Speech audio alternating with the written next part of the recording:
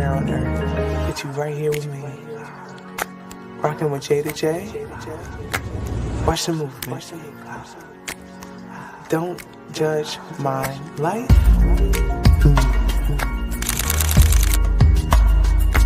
LLC. Jada Jae. It is what it is. Y'all rocking with me or not. So Watch the movement.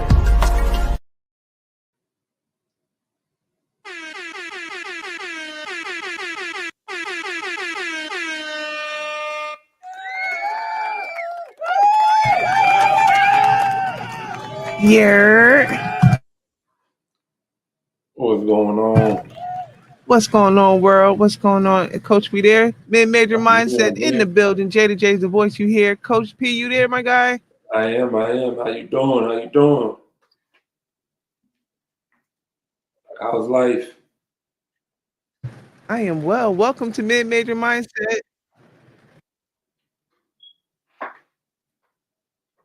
Welcome back. Jada J, you can hear me clearly? Yeah, another week. Welcome. I can hear you clearly, Coach. Can you hear me? I can. Because we just got a rainstorm just came down as soon as I pressed live. So y'all gonna hear, that's what y'all hear in the background. Thundering and raining over there. I just left. I got out of town in the nick of time. Definitely, sir, because it's pouring. I hear it. We didn't take a couple of days off. You know, I had some things going on. I was down in Georgia, but for my family reunion, so it was a little hectic. Ooh, how was your family reunion? How was that, Coach? Man, it was great. I got to see some family members that I hadn't seen since I was a little boy. I got to meet some family members I had never met before. It was cool, man. It had a little bit of drama,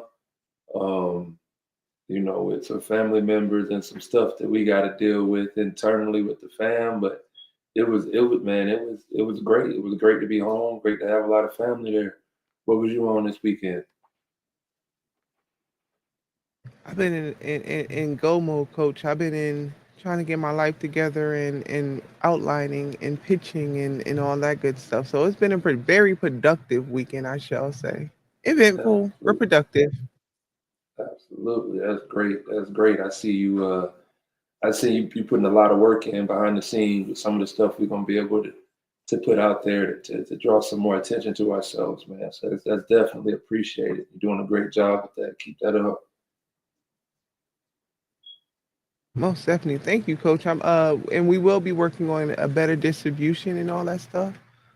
So I'll have it set up that it's automatically pushing out and we don't have to worry about pressing go and the automation, all that stuff coming. The Patreon is coming, the website is coming, all that's there, guys. So just watch the movement mindset, mid-major mindset everywhere. You can type it in, find us, pull up on us.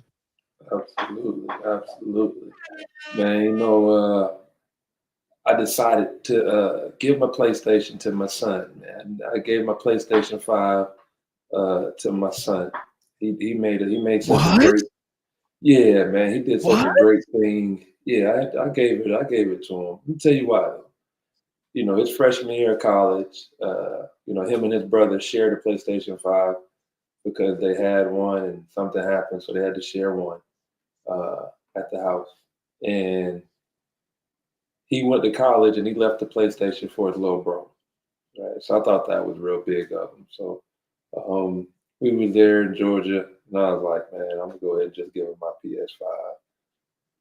So I just gave it to him. I think he definitely deserved it that and much more. So yeah, I gave him my PS5 and he'll be here in a few weeks. But no, that's his. I ain't gonna ask for it back. I feel like I'm in a season right now where I don't need the distraction. Right? I don't need a distraction of a PS5 right now. So it's the best thing for both of us. So yeah, man. Okay, but Coach, I know you, Coach. I know you, and I know how gaming was a stress relief for you and some sort of a kind of like a therapeutic outlet for you. So how are you going to, now release whatever pent up, whatever frustrations or whatever? How are you going to find your zen? That's the question I have for you. Get back in the gym. I ain't been working out like that. I got to get back in the gym. So now instead of sitting down playing the game, I get up and hit the gym. Uh, I may have to change gyms though, because as great as my gym is, there should be too many damn people in there. And one thing I can't stand to get in the gym and then get a workout going, and then I'm ready to change machines, and now I gotta wait, or I gotta make a huge change to what I plan to do. That should be throwing me off. Or, I like to superset it. So I'm doing two exercises at one time. Right. I'm gonna knock out 12 reps of this over here, then I'm gonna go get, 12 reps of this, and then I'm gonna take a breather. That's how I like to lift. I hate when say I'm on the bench and I knock out a set, and then I go over and do some triceps or something. Then when I go back, get that second rep on the bench, and I go back to triceps, somebody's there. Like, I hate that shit. I know it's a small thing, but I hate that shit. I Right? feel like being a collegiate athlete and a professional athlete, like that kind of spoiled us in many ways. Hmm. Like we always had our own workout facilities. Like we didn't have the only other people we were sharing equipment with were other athletes. So Right. we like if the football players were in there, then the volleyball players were in there. Like we all were rotating that we weren't in the same area at the same time. Like Yeah.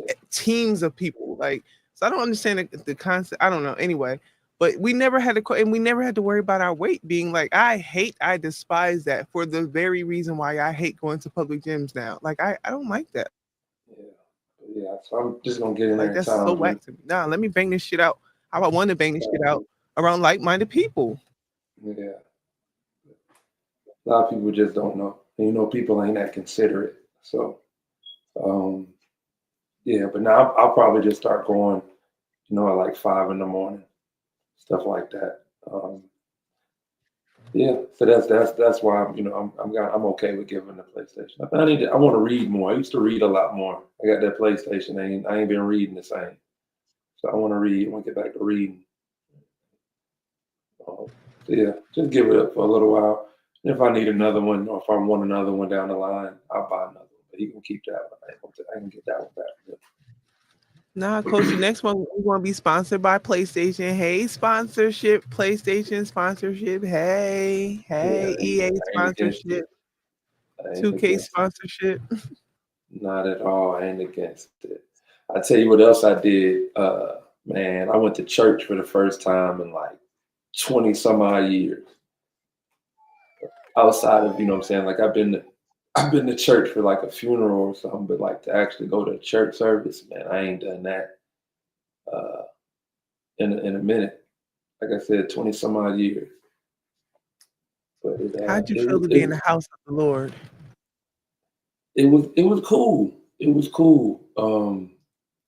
Like we talk about, I don't subscribe to Christianity. I'm not a Christian. I believe in God. And I'm not a Christian, but I don't knock anybody who's religious. I don't knock any religion. If that's what works for you, if that's what what I'm saying, keeps you on the straight and narrow, then absolutely you should continue that. You know what I mean? And whatever makes you a better person. Like I said, I'm only weary of people who don't believe in nothing. Right? Like that's it. What's going on? All right. So yeah, so I'm in church, and it was cool, man, and I felt like it was a good time to get my boys some prayer. So we went up, and when they asked at the end, anybody want prayer or join the church or be saved, and we went up there, man. It was an awesome experience. You know what I'm saying? Like I said, I really felt something, but I can't say it was Jesus. You know what I'm saying? Because I don't really have a relationship with Jesus like that. I talk to God. Right? When I ask for stuff, I talk to God, and I've done okay doing that. So that's how I view that. But it was good. It felt good to be in there. So, coach, would you consider yourself a spiritualist, or do you have a denomination you prefer to identify with? No, I don't have no denomination. I believe in God. I don't have no denomination. I believe in God. Right? Like I'm a child of God, just like everybody's a child of God. That's my belief. Um, I grew up in the South. It's a little different. When I was in middle school and in high school, I did. I considered myself a Christian. You know what I'm saying? A Baptist. Christian, and would go to church. Around a lot of Caucasian folks, and in that church, Jesus had blue eyes and blonde hair. Like for a big portion of my life, like that's what Jesus was, and and for a while, it was like okay, it was normal, it was what I was used to. You go to church, that's what you see in the South, especially the churches that I was going to, right? Because I'm in McDonough, Georgia, in the early '90s, late '90s, early 2000s, and that's what it was. You go to McDonough now, that's not the case, but back then it was, right? So as I got older, I kind of felt some type of way about that. Like, why my God can't look like me? Why my Jesus can't look like me? Uh, so it just rubbed me the wrong way a little bit, and it changed my views. And then I was able to travel, right? So it my views were a little different on that. And yeah, so I believe in God, and that's who I pray to. I'm a child of God, like I said. I'm definitely with it, Coach. I definitely am with it, sir. Child of God, because we are at the end of the day. I never understood the concept of having to look down on a different religion or um atheist. If you're a cool atheist, then cool. Like, but if you're like an atheist that's on some evil shit, then please stay away from me. Like, I'm way okay with that. And please stay the hell away from me. Just protecting my own peace. But other like religions and stuff like Buddhism, stuff like that, like I'll check into it. I'll see what's going on with it. Yeah, I'll right. Like, see. so I struggle with there only being one way to get to God, and you know what I'm saying? Like I just struggle with. I mean, think about the process, and I don't want to. I think we should get off of this topic, pretty quick because this ain't necessarily what this podcast is all about. But tonight, this is where it's going. You think about the process of how we all got here, right? Like we are chosen ones, right? The process of how we beat out thousands of other siblings to get here, right? Like you can't tell us that you're not chosen when you did that. I mean, we all know the process by now if we're of age, at least we should, of how we get here. So we're all chosen ones. That's why we're here. So that means I'm a child of God. The same way Jesus was created, right? That's how the Immaculate Conception. Did I say that right? Because I feel like I want to talk about football and Franco Harris, Pittsburgh Steelers. I feel like I might have mixed the Hail two Mary, so sweet. up. No, yeah, that's called something the Immaculate Reception or something like that. But you know what I'm saying? Now this one is conception. But we all chosen. We all so Jesus. If I'm a child of God, and I don't mean no disrespect to what anybody believes, right? Like I just have the conversation and give me something that says what I'm saying doesn't make sense. If you can say what I'm saying doesn't make sense, then I'll say okay. All right. But if Jesus is a child of God and I am a child of God, that makes Jesus my sibling. Right? That that's logical. Right. So if that's the case, why would I have to talk to my brother to talk to my father? I don't get that.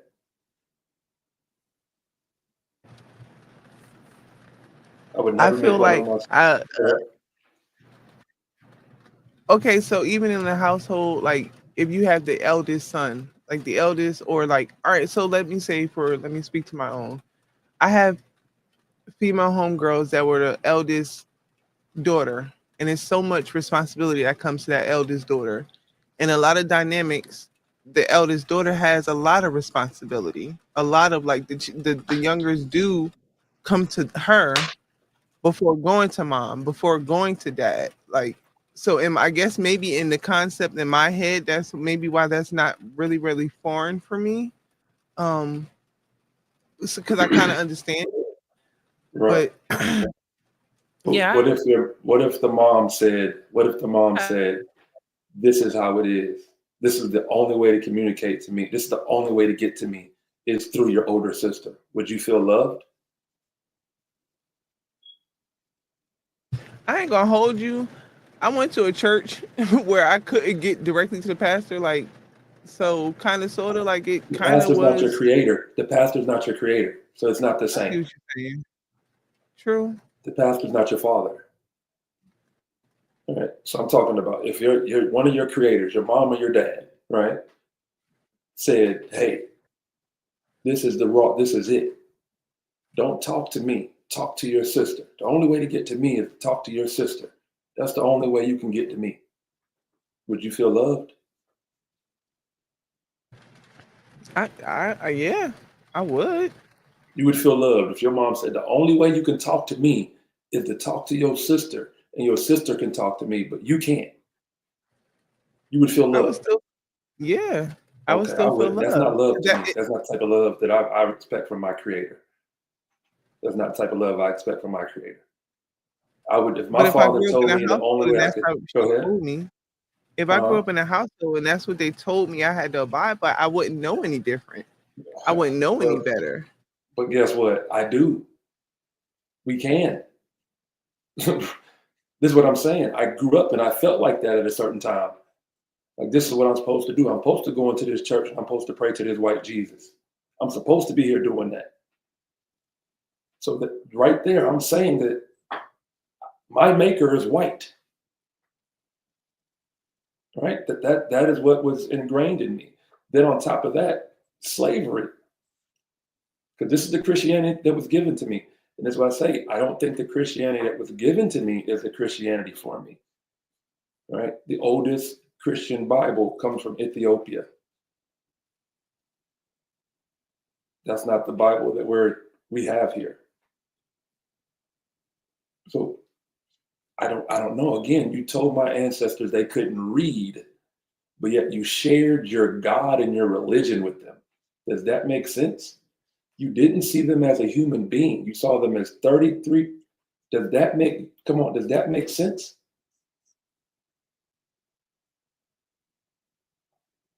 Again, I'm not They saying that share it's what I wrong for mean. They anybody. share. I feel like in retrospect, we're kind of at the same. Even in education, we only what they teach us. It's on us to learn outside of that. It's on us to learn what we or decipher or take what they force feed us. And if we decide that we want to engage in that, if we want to be a part of that, if we want to, because and honestly, Christianity, because there's so many different denominations of it, like Why is that? Why is that's a that? great question. Because somebody is to lead masses. This is my opinion. All right. Like, why is that? Why, if Christianity is what we're supposed to, then why are there so many different versions? Why did we have to have a new? Why did somebody have to come along and come up with a New Testament? Why did it have? Because it has to fit somebody's narrative. It has to think about it. Confederate soldiers prayed to God. How can the oppressed and the oppressor pray to the same person? He's listening to one group of people and ignoring the other. And the story will tell you, well, you I got to feel like go he do was that. You got listening to to. everybody. Again, if you're my master and I'm your slave and you're chopping me up and you're separating my family and you're killing me and you're. How? Why was he listening to me? In the name of Jesus Christ, I'm going to murder this whole town.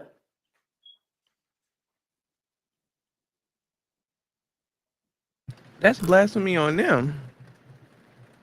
The They got to Crusades. deal with it. For Do the you, do you simple reason, know fast forward that damn plantation burning down. the Everything come back Crusades? around. Everything. The Crusades. They teach us about that in school. And then they show us centuries and centuries, centuries, centuries, and centuries later Well, they do this shit again right here. And we are the products of that. And they did it all in the name of Jesus Christ.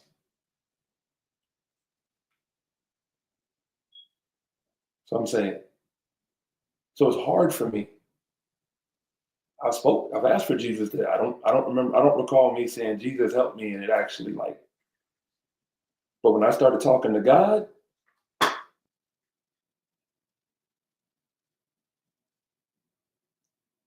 the same little boy that was basketball crazy and said, I'm going to play for the LA Lakers, grew up and accomplished that. You go tell me I'm not all I've ever said I was going to do is I'm going to play basketball. I'm going to play basketball. You asked me when I was 4 years old what I was going to do. I'm going to play basketball.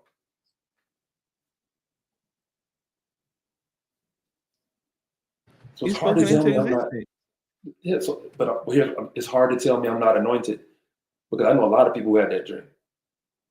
I know a lot of people who wanted that. I know people who were just as talented, if not more talented than me.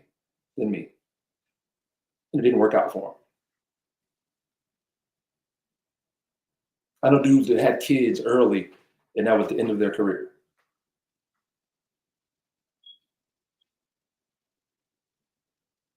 I know dudes who got in trouble for some of the same stuff that I got in trouble for, and it was over for them. That was it.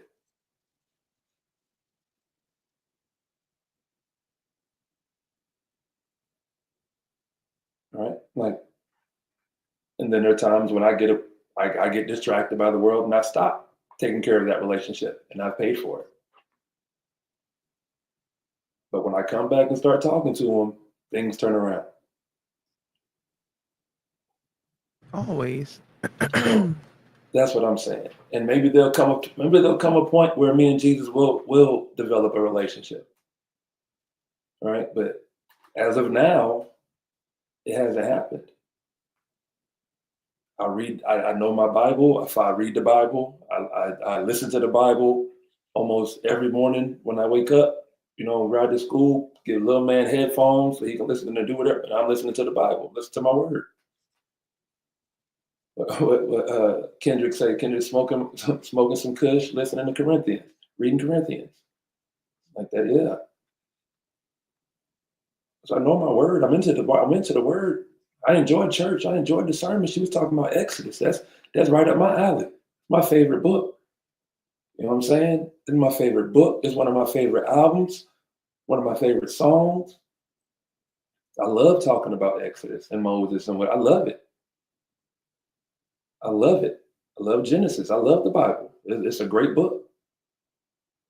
You know what I'm saying? She was preaching from Exodus and she was talking about Exodus. I felt the sermon was for me, but it wasn't all for me, but it was for me. It was cool. I felt it. It was a great. I can't wait to Sunday. Like I said, Sunday I'll be tuned in via the internet. You know what I'm saying? Because the church is in McDonough, Georgia.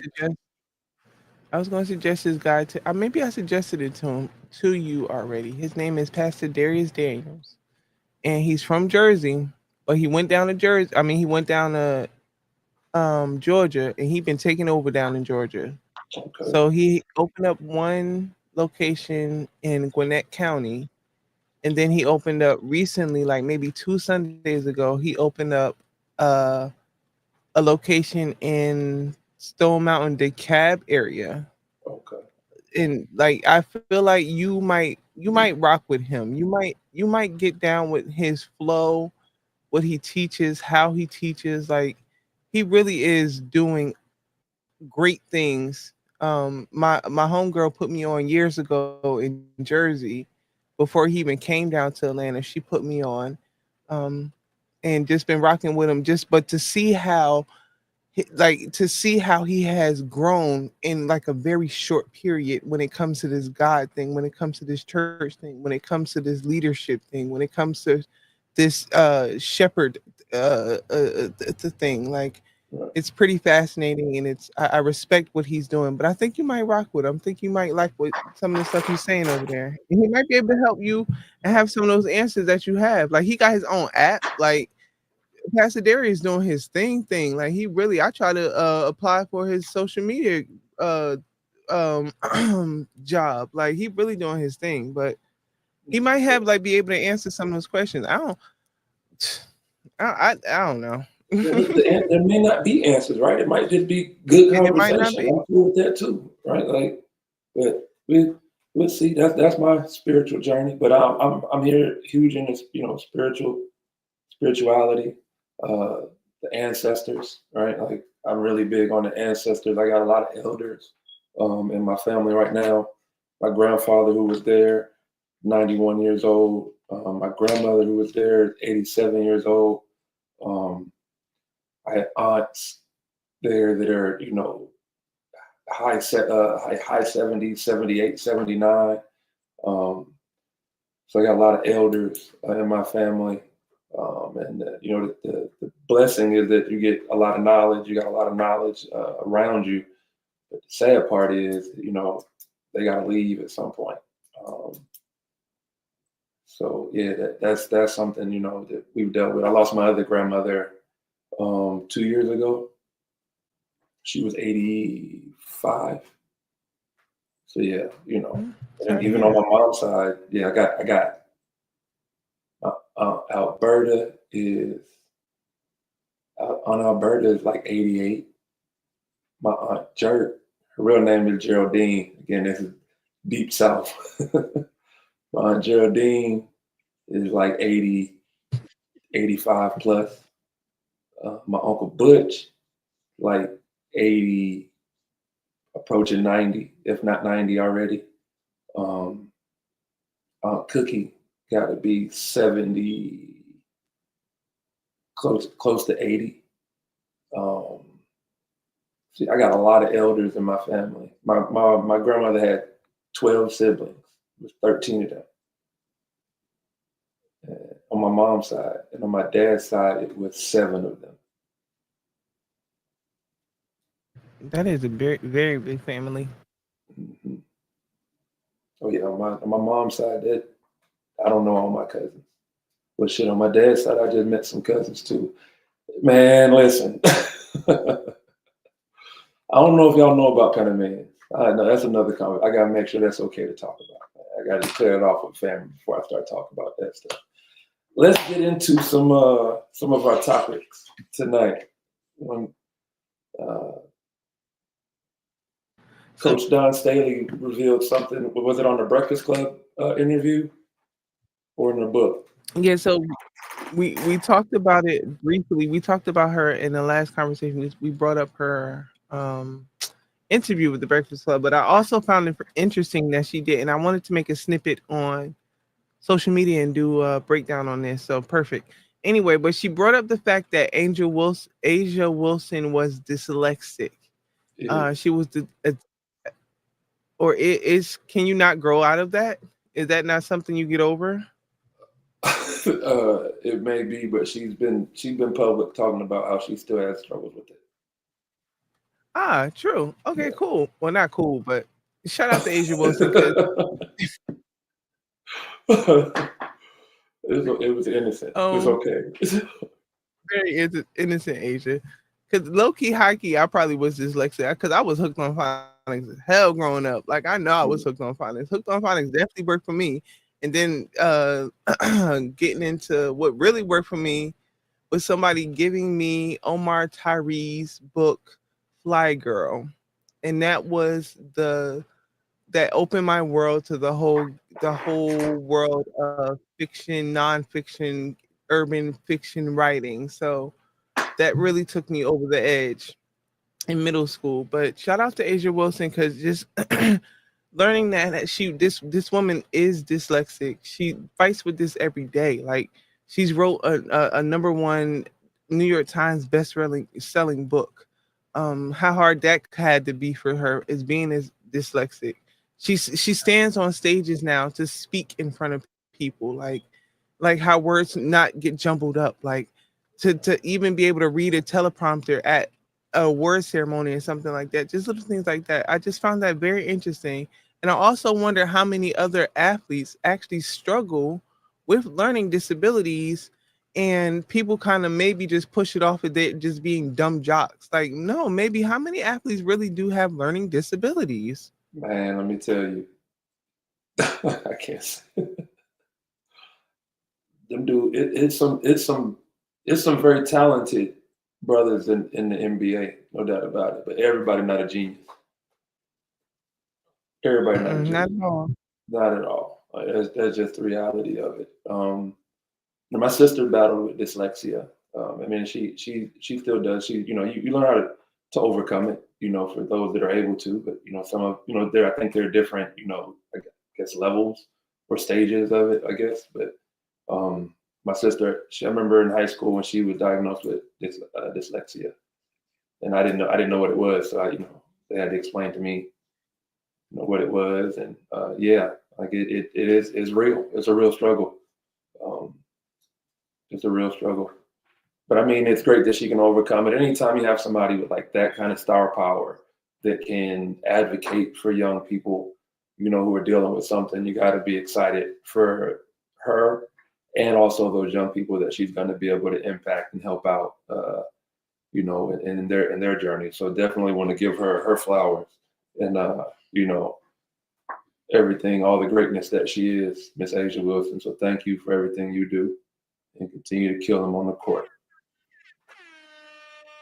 I still got a cop. Her Libra season, a Leo season's about to drop. That's some black and pink joints. I got to get my money up. Or sponsorship by Nike. Damn it! I need that Asia Wilson line. I need that whole collection. I'm going to keep But I'm gonna tell you what we're gonna need to happen the for that to tooties come. of in. We're Huh? gonna have to get us some more followers. We need some more support. We need some more, we need some help getting the word out so that we can, really start getting these deals out, you know what I'm saying, so they can really come true. So that's we need a little bit of help with that. If you on there, you know what I'm saying, try to get two more people to come with you next time. And then next time try to get them people to bring two more people. What my man O Solo be rapping about. Three one nigga went got two niggas. Two niggas went got three. Three niggas went and got two more niggas. They came back and alerted me. You ever heard O Solo rap? Oh, what is Oh that? my Who is that? god. O Solo. He be in the battle rap scene. O Solo's crazy.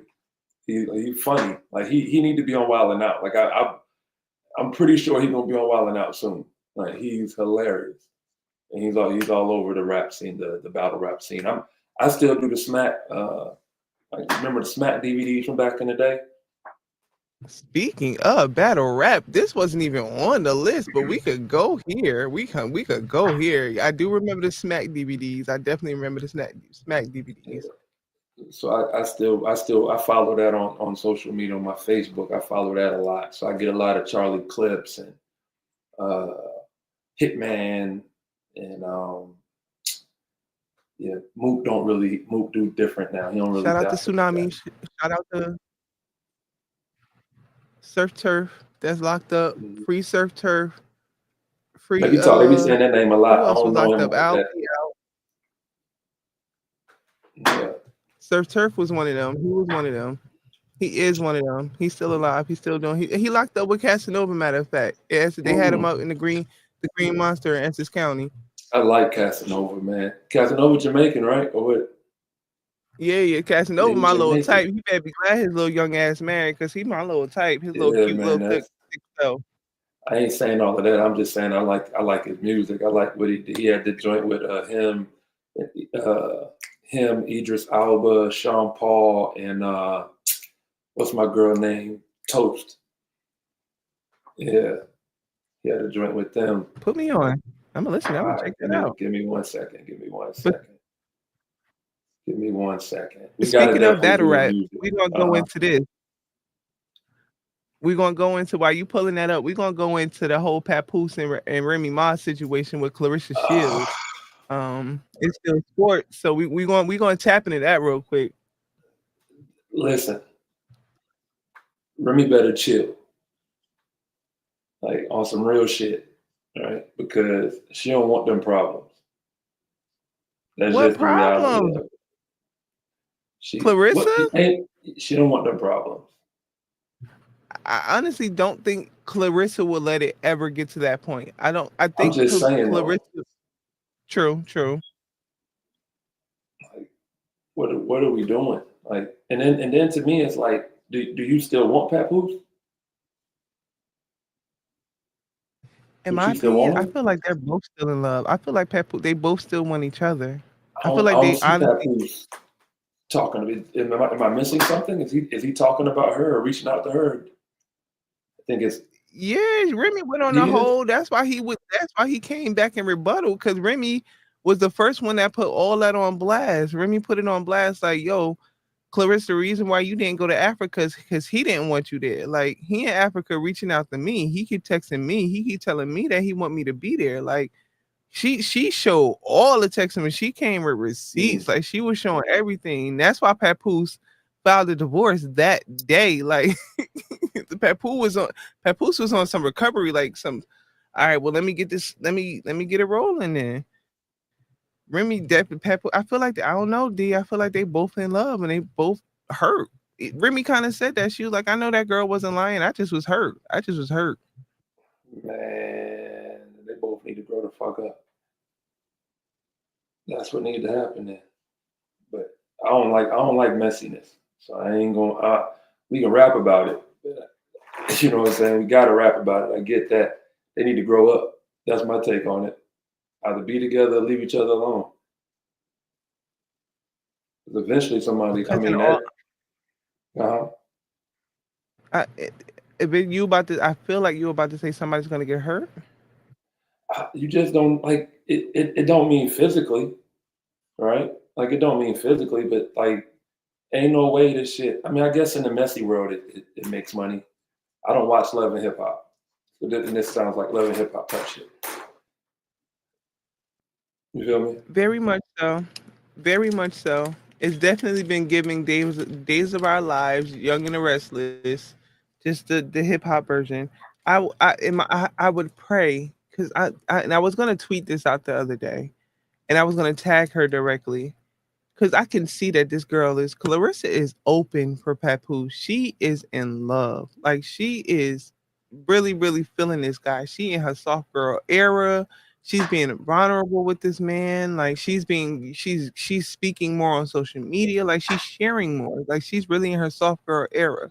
So I would pray to goodness that Papoose is really rocking with her. Like I would pray that he's really down with her. Like really, really, and it's not on some just to get back at Remy or just to hurt Remy because of the whole easy to block captain thingy situation. Speaking of how we got into the battle rap or whatever, like I would hope this wasn't just a chest remove and it's just not on some rebound stuff with Papoose because Clarissa is open. I mean, I see him And she learning how mad to. younger, like she's 30, like compared to their 45, 46, 47, like she young. Yeah. I mean, I see him holding the mitts for her and stuff like that, learning mitt work. That shit ain't easy. That shit takes time. And they got to be in there together for a while. You know what I mean? So I don't know. Um, I look like in this day and age, to be honest with you, like if it don't work, the publicity, somebody else will step in. You know what I'm saying? Like that's what I see from celebrities. Like I said, I don't pay a whole bunch of attention to their mess, but that's what I see. So even if it don't work out with him, she'll still be all right. Somebody else would now step in, and you know how that's how they do. I mean, Clarissa, look, I'm still trying to get back on your media list, boo, because I definitely was on her media list, but I couldn't go to the fight. It was 2 years ago in Detroit, and I couldn't go. But Clarissa, I know you real popular in your movie popping, but nah, dead ass. Like, put me back on your media. I'm reaching out directly to Mark. Thank you. all right, make that happen. Another. Oh, we was gonna talk about the transfer portal tonight. Back in the transfer portal. What do you want to speak on transfer portal? I listened to our last episode with the boys when my sons were on with us, and that was a really good episode. We touched on some pretty good topics on that one with the transfer portal. That was a great conversation with the fellas. That was extreme. I know we were speaking off of the record, and you were earlier you were speaking about the whole reason why you went to church was for protection for your sons. Because in a world Hmm. where, because I have to catch myself doing this now. Like now that I'm getting older, and the younger kids, like in my head, they still look like babies, and in my head, I'm like, yo, they do so much dumb stuff. Like, come on, like, be smarter than that. Move smarter than that. Like in my head, I want them to be wiser. So I'm not giving them grace, but I have to give them grace. Like, and I Right. can't pass judgment on them.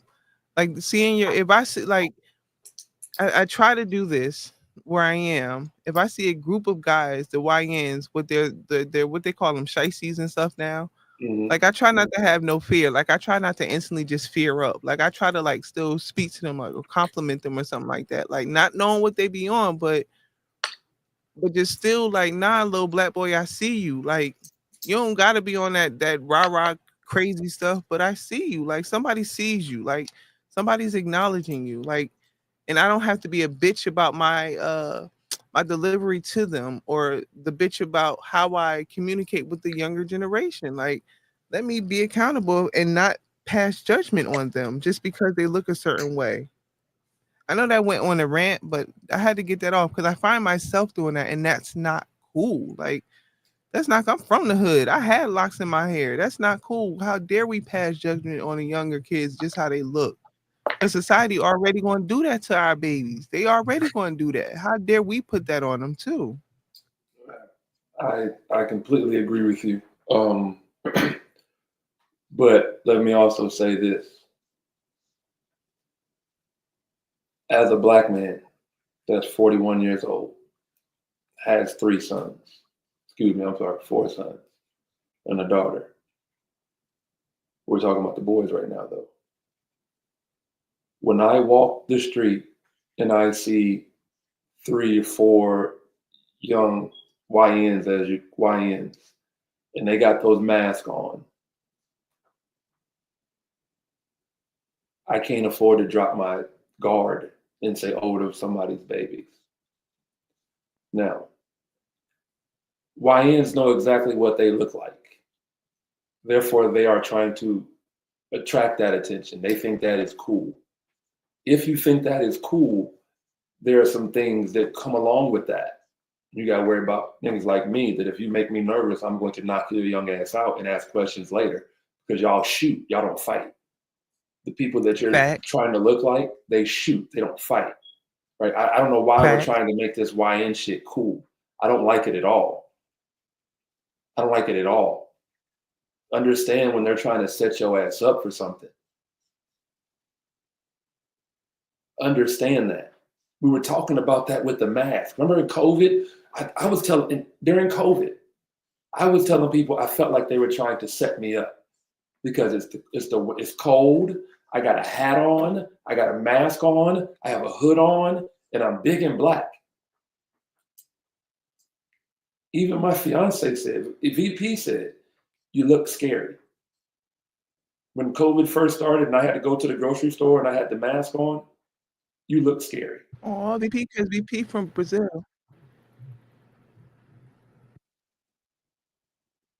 But my lady is telling In the me that hood, I you look like just a scary. regular nigga. But then that, Not during I COVID. No, get you that. don't. And how, And that's what I'm saying. We were just saying that during COVID, and now we're normalizing it. Now these niggas is actually wearing these Pushaisky masks, looking like fucking bank robbers and looking threatening. Why would we do that? You don't think there's a like now when they unjustifiably shoot you, they'll say, "Well, I was scared," and they'll say, "Well, look what the fuck he had on. He had a bank robber's mask on." but you know what's crazy about the shicey mask? Them shits is ski masks. Them shits not even for that. How we have culturalized and changed a completely different something, Yeah, and now put a negative connotation on it because who has now taken it over and who has now popularized this one item of clothing. That's wild, yo. to me, it just don't make any sense. If I catch one of my sons in it, they already know. We've had the conversation. That shit's for skiing. You don't ski. You grew up in you're in Louisiana. It don't even get that cold. There's no reason. You see my boys' heads, they can't fit the mask on their head. They got dreads and hair. Like, no, we don't. And that my sons are not YNs, right? Like they are young men and they go to college and they, play high school football and they are outstanding young men, polite, well spoken, great young men. A lot of my good qualities they have, and a lot of my bad qualities they don't have. Thank you, God. Right? Like they are half like me, and then there's nothing like me, and I love that. Right? But with that being said, I still have to worry about somebody fearing them and taking their life. I still got to worry about one of these YNs that we're promoting now and making them feel good about themselves, getting jealous because a girl likes my son and not them and them shooting them. I got to worry about that shit. So when we were down there, when I was home, when we were in a church, I felt like this was a good time to get some prayer, get some anointing on my babies. And, you know what I'm saying? So it was cool. It was real cool. Like I said, it was real cool. But So let me yeah, ask you this question, Coach. mhm. You know, and being at what you just said, do you teach your sons how to shoot? Do you take them to the range? Do you like engage them how to defend themselves when it comes to armor? Yeah, we didn't get a chance to go to the range this time because we had to do a lot of stuff to set up for the reunion. And but yeah, normally we go to the range uh, when they're with me. I think the first time we went, my Jalen Trey was like 15, Jalen was 13, and yeah, Jordan was 11. Um, and yeah, I showed them how to load a gun, how to shoot a gun. They just shot the pistol. They weren't. And I get the AR and some pistols, and we get some rounds. We'll let off. I like shooting the AR. Um, but yeah, last time we went, they were a little older. Last summer, now they shoot the AR. Um, Now they big. They shit. Hell, they bigger than me now, so they shoot the AR. We shoot. We just didn't get a chance to go this summer, but it ain't even summer yet. We didn't get a chance to go yet this summer. Um, but yeah, definitely teach them how to shoot. I'm learning how to fight. Right, like I took some MMA classes, and I met a guy that was working with me. We worked with each other for about a good year, and then I switched gyms. I've been working on the same shit for the last 3 years, so my footwork is really nice. I've sparred a couple times. First time it went really horribly wrong. Second time it was better. Third time I held my own. I ain't gonna say I won, but I held my own. I ain't get beat. Um, so yeah, I'm in the combat sport. You gotta know how to protect yourself. You know, you never know what it's Full saying. fact. Shout out to my homeboy Eddie Truck Gorton, he played on Fordham football. He ended up dropping hella weight. He was a linesman or something like that. He was a big dude in college, but he ended up dropping hella weight, and he did UFC for a little while. So shout out to Eddie Truck Gorton. Go follow him on social media. Go hit him up. Absolutely, absolutely. Next on the schedule, we had what did we have coming up next? Because we ain't need transfer portal. I feel like we did tap into that the last episode with the fellas, so we don't even need to go in there. Reclassing high school student athletes. Did we tap in that with the fellas? The reclass? No, we didn't Yeah. talk into. We didn't get into the reclass. We didn't get into the reclass. What do you think about reclassing? I feel like it's a punk move. Like I feel like Ooh, reclassing is some bitch ass shit. I feel like if you as a parent, because I'm old school, we got better from one as a female. I got better with playing with dudes. Two, we got better with playing. I always when I play AAU, I play up. Like I always played the age up. So I was playing with girls, although I wasn't getting much burn. In practice, I was getting my ass kicked. Like I was getting that experience to play with wiser students. Like I was good. We were going to the park to play with people like the homies, the dudes at the park. So we were learning the game. When you play with older, wiser people, you still learn the game. If you're the oldest person on the court playing against younger people, one, you like a fucking bully. That shit is some punk ass shit. I don't like it. And you're not learning nothing. You know how you learning how you going to get better if you just beating up on younger kids. That shit don't make no sense to me. And I'm sorry, I'm so passionate about it. I just didn't understand it when I learned about it. I'm like, yo, and y'all parents going for this dumb shit. So you saying you academically, you're saying your kid is dumb, and you're choosing to let them stay back just so they could be better athletically, so they might have a chance to what? To what?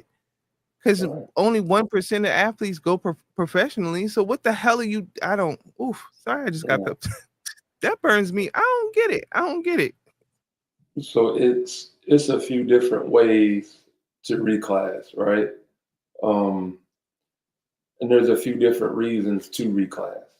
I agree with you. If you're only reclassing, now I know kids that reclass second grade, first grade, third grade, right? I think that is a little too early to be reclassing, but they do it. If you're reclassing for athletic advantage, yeah, I think like. I don't want to say that because I don't want to hurt anybody's feelings. I know people who've done it, but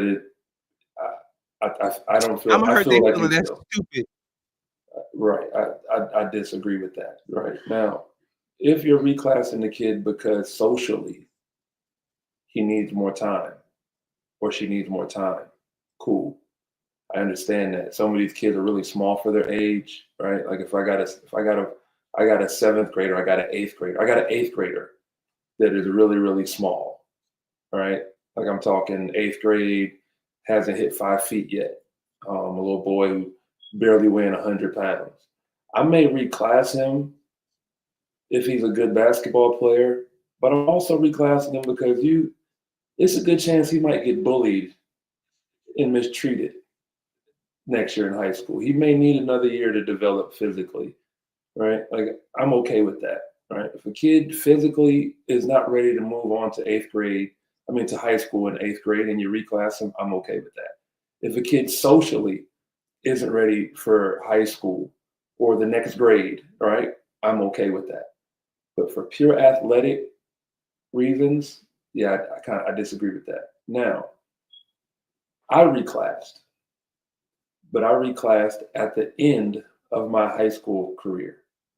So I did all my grades the way I was supposed to do them, ninth, 10th, 11th, 12th. After my 12th grade year, I had the option to reclass and go to prep school, right? Don't graduate, go to prep school, work on your grades, work on your GPA, work on your SAT score, then go to college. So I reclassed. So I turned I was 17, was supposed to graduate high school. I got to play 17U again, right? Because I was still 17. So that's the reclass, right? That's how I reclassed. I think that is the way that everybody's going to have to start going. Because again, the scholarship offers are not going to be there for high school basketball players. That's what we're learning. So everybody's going to have to reclass now. But it's just going to be at the end of your high school career. The Breaking majority of that shit kids are down to not me. going, huh? You just broke that down to me. I got a wild story, right? Never told this story on the podcast before. Cause I never knew what they was doing. But you just Mhm. broke that all the way down for me. I was the first person my senior year class to sign at Fordham University out of all of the people that signed at Fordham University. Mhm. I should have done my homework better because at Fordham he already had 5 other big girls there. So I wasn't gonna get no burn anyway. But I was the first big girl to sign. He signed 4 other big girls with me. So he tried to get me how I didn't know. He called me one day before the like damn near like 2 days before I was supposed to show up on campus on in the summertime. He called me.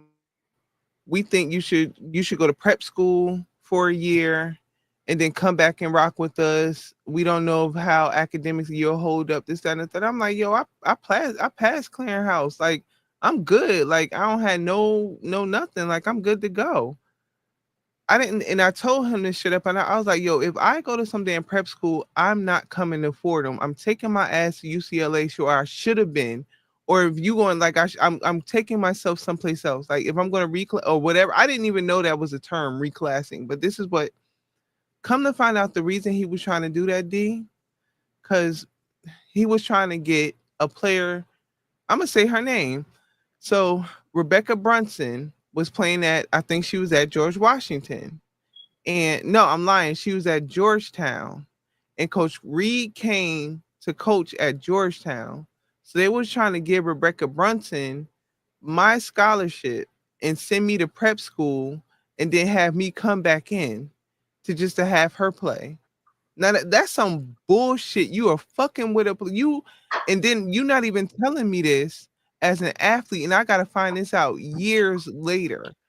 Like how coaches used to fuck with us players and just dangle shit on us, and we didn't even know that shit. To this, you just told me what the fuck he was trying to do to me. I never knew he was trying to reclass me and some shit like that. Like that's wild, crazy. So I understand what you were saying about the, because yes, but that's wild, crazy. That man was trying to do that shit, man. Yeah, That's I crazy as should have just hell, been yo. upfront with you and told you. It would have packaged it different. You would have saw the advantage of maybe doing it, right? Like you said, you would have went there. Okay, cool, but going there means I'm gonna open my recruitment back up, right? Like, all right, that would have been. You think about, like you said, you probably could have ended up at a different. You go to prep school now, and you go somewhere, and you plan in these national events, and you. That's what happened to me. I was able to get a D1 scholarship. Right? Me reclassing got me. I was able to go to five star. I was able to get in a Nike All American, and then everything took off from there. So they're different. They're different reclass. And the real crazy thing is that the parents aren't really watching what's going on, right? Because if you knew that was probably the path that your kid is going to take, then you probably wouldn't reclass them in the eighth grade, right? Unless for those reasons that I said, right? You probably wouldn't reclass them in the fourth grade. Like kids, I know kids get reclassed for athletic advantage that no longer play sports. You don't know what a kid's going to turn Wait, out to say that be when again, you. D. Say that I know again. kids Say that that again. reclassed in elementary school that no longer play sports. In high school. Yeah, because you don't know what the kid is going to be. The kid is in third grade. You're saying, oh, he's the biggest kid, he's the fastest kid right now in the third grade. And then by the time you get to fifth grade, he ain't grown no more. And now the other kids are pat. Now he's done. Not only that, the development, because he was a big kid, you let the team play him as a big. I've seen that happen to so many dudes my size because they got to my size too fast. They got to be 6'3", And six then when four they too early. mm-hmm. I've seen that happen to so many dudes. Hell, it happened to my son. I'm trying to fix it. My son 6'6", and he played power forward and center because his high school coach couldn't teach him how to be a wing. Couldn't show him how to play on the wing. So I yeah, do like how the game is opening up now. Like it's less restraints, and I will say that is because of Euro basketball. Like oh yeah, we don't have to be in the paint. When we came growing up, I had like why they like stop playing, like, and you better not take no charges down there. You better you playing bully ball. Like ain't no shooting threes, ain't no coming out of that. But I love how the game has evolved and is making everybody's evolve their whole game instead of just waiting till you get to college and now you got to develop these new skills, because in high school they didn't had you playing because you were either the biggest or the smaller or whatever, and you just had to fill the role. So you kind of missing what you would eventually play if you went on to play college or professional. Now they have the skills earlier. yeah, for sure, for sure. When I was in Europe, I was able to see how they developed the kids, right? And what I noticed is that everybody did the same everything. There weren't positions, you know. They yeah, the taller kids set screens and the smaller kids rolled to the basket. But when that tall kid caught the ball, if there was somebody there, he could get his feet together and jab and put the ball down and then spin out of, like they could do skilled things, right? They could set the screen and pop and catch it and shoot it, or catch it and show shot and put it on the floor. Where our bigs at that same age, all they're doing is pick and roll, lob, dunk. Right? So I saw that. We see a kid that's tall, and hey, we're gonna put you right here under the basket. We're gonna teach you how to do a drop step. Is there still a place for that in the game? Absolutely. And the game is going to come back to that at some point, right? Like you see that with Jokic, you see that with Embiid.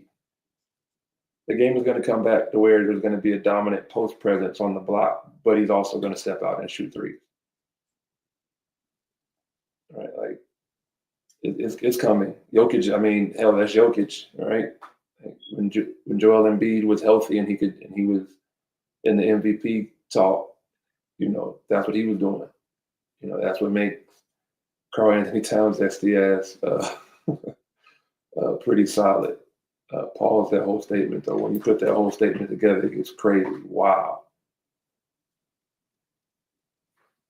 Full facts. Jokic still to me is the slowest MVP. That man is the slow.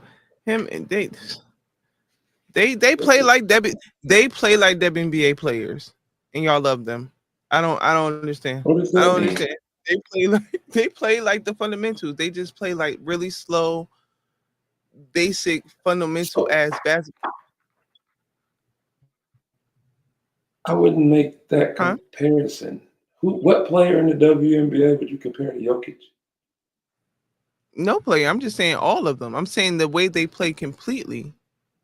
Not just saying that any player that plays like Jokic. I'm just saying like the game. Okay, so prime example. I gave this example years ago. I said the Spurs used to play like a whole WNBA team.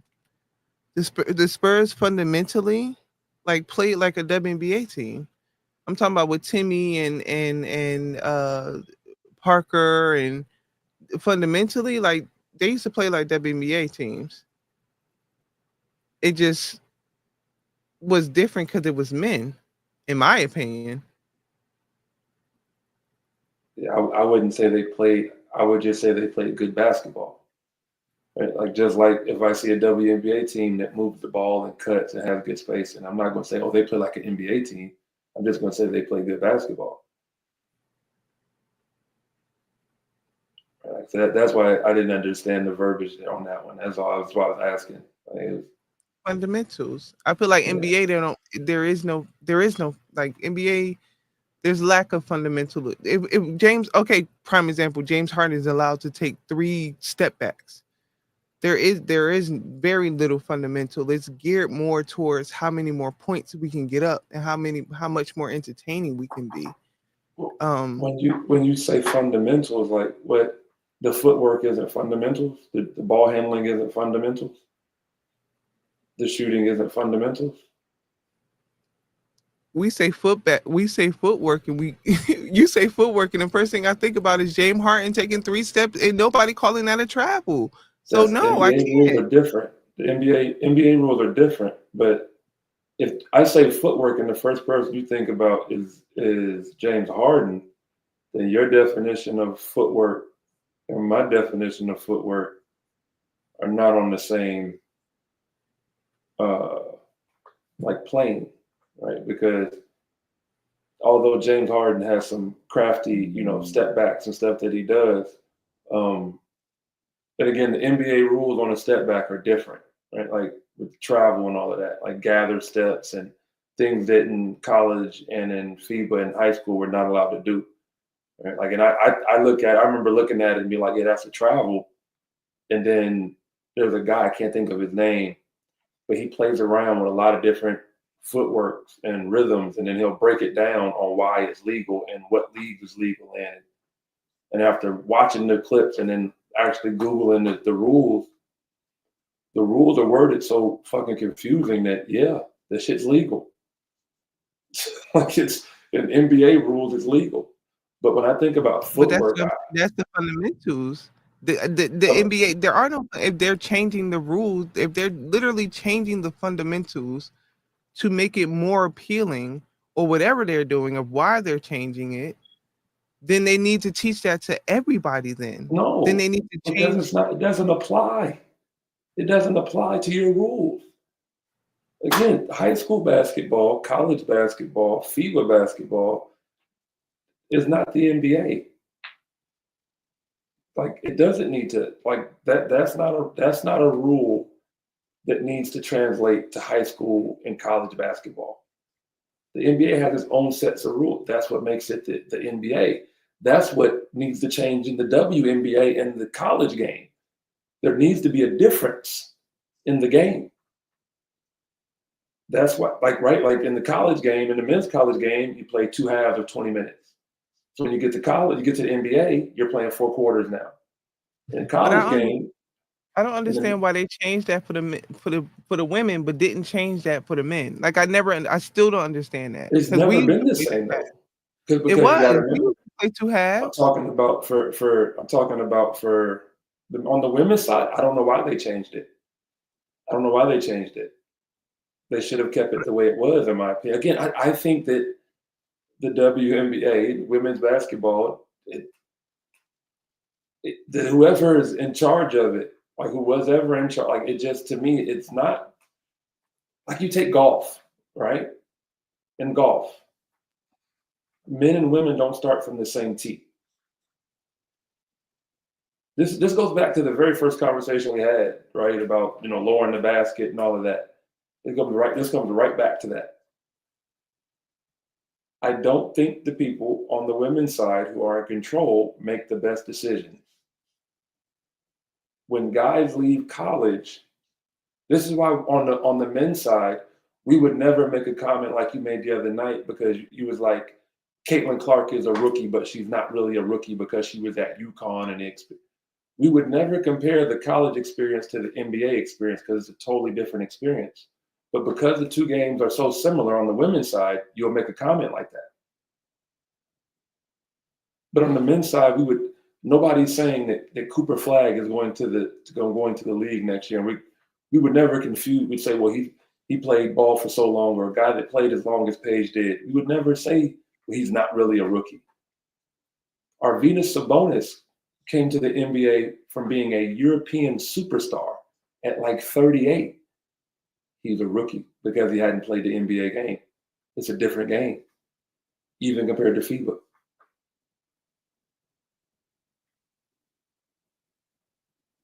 So I think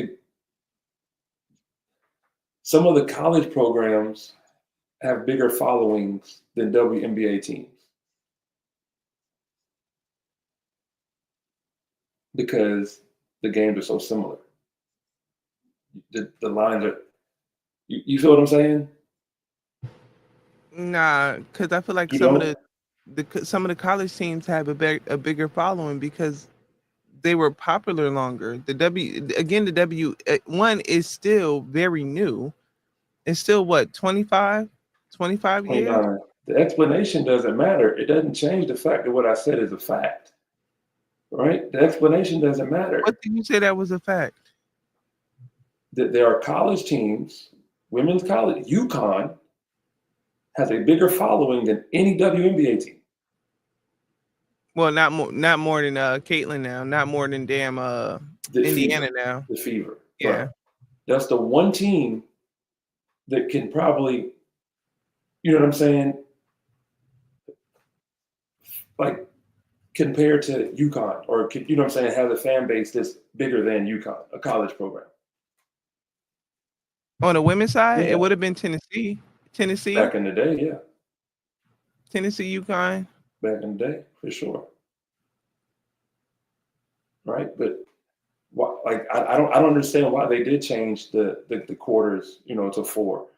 Like I don't think that needed to be done. I think it should have stayed halves. I think the shot clock should have been brought down. Well, no, y'all shot clock is 30, right? Because the men's is 35. The men have the longest shot clock. Yes, and ours is yes. Um, So in the grand scheme of everything, because for me being a female athlete, why the NBA drives me crazy is because when I'm watching somebody do a gather step in my head, and I've been taught the fundamentals the whole time of my whole career, that shit looks foreign to me and it looks dumb, and therefore I don't want to watch it. Because me being a fucking player, coach, ref, I'm calling everything, and that shit is stupid to me because it's a travel. That shit, no matter what the fuck rules y'all change or whatever it is, I was always told that shit was a travel. Like that shit is a travel. Like that's why for me, I can't. The NBA, it doesn't. I guess for the same reason the WNBA I can't watch the NBA because of those reasons. Because I see LeBron don't play fucking defense. That shit drives me the fuck crazy. LeBron is great in every downhill league on that don't offense. play defense. Like Huh? that. There's players in every league and every team that don't play defense. Right? Like you're not going to say that every girl in the WNBA I is a get it, great but defender. if you're the franchise player, The nigga's if you're the 40. franchise player, when it comes to I don't give a shit. He's Come still on, getting paid to be that there. makes He's no still sense. choosing to be there. Jada, that makes no He's sense. still choosing to be Jada, that there. makes no sense. He's 40. He's 40. Name He another was player. playing Name defense. He was another player. 20. That's not true. That's not true at all. LeBron James didn't play defense when he Barely. was young. That's not true at all. Barely did LeBron Not James true play at all. defense. Barely. That's not true at all. When it came down to he had great. That's not true at all. Like one of his greatest clips is a defensive clip. The backboard block. I get that. Like he was known for that. That He was one known block. for that. The guy, it's not one block. He was known for doing that. Okay, that's cool. He's known for the rundown block. It's still getting He back can guard to all 5 positions on the floor. Me watching LeBron James not playing defense drives me crazy. That shit drives me crazy. If you would have said James Harden or somebody like that, then I would have been like, all right. But you I'm like that. That to me doesn't equivalent to say LeBron James didn't play defense for the majority of his career. I said LeBron James. You like, well, he's 40. He's 40. Hold okay, on, so he's 40. How does me saying him 40 change the fact that you said LeBron James? You watching NBA basketball and seeing LeBron James not play defense? How does me saying that he's 40 changes it? That's what you said. I'm saying right now, as of right now, I thought you were talking about now, and then you said his whole career. Right? I said he did. It was point in time when LeBron didn't step up in the finals. It was point in time when LeBron didn't make great defensive stops in the finals. Didn't happen? But I'm saying you specifically said that LeBron James not playing defense is the reason the NBA gets under your skin, or whatever term you use. That's one of the reasons, because they bothers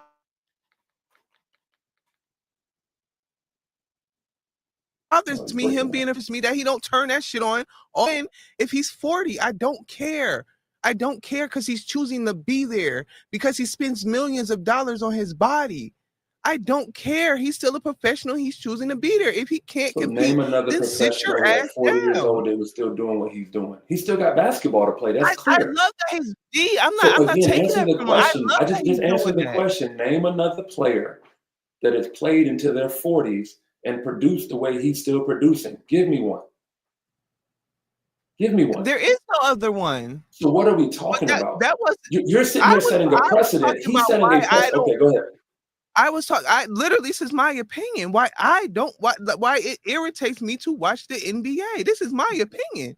Now, why it irritates me, right? Your opinion is my opinion, right? We're on here to do that, right? You debate with me because I said that LeBron didn't play. LeBron don't always play great with your opinion, so I debate with you. That's why this is part of what we're doing. True.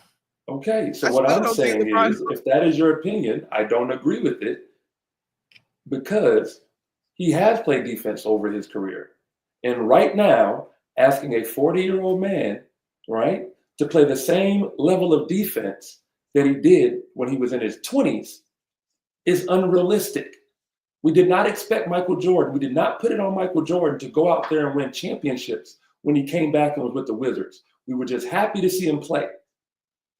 So why now does LeBron still have to be the greatest of all time at 40 when nobody else has even touched what he's doing right now? Nobody's done it.